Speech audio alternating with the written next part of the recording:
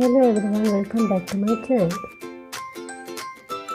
Today I am making a healthy and refreshing Sri Lankan Gotu Kola Mallum. This traditional recipe is prepared with fresh Gotu Kola leaves.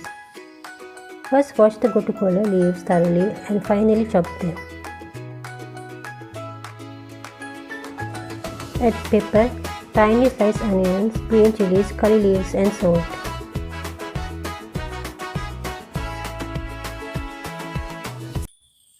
Mix well by using hand.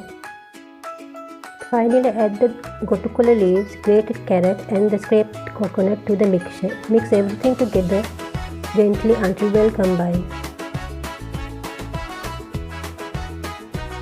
Traditional Sri Lankan Gotu Kola Mallum is usually served fresh without cooking, which helps preserve its crisp texture and fresh flavor.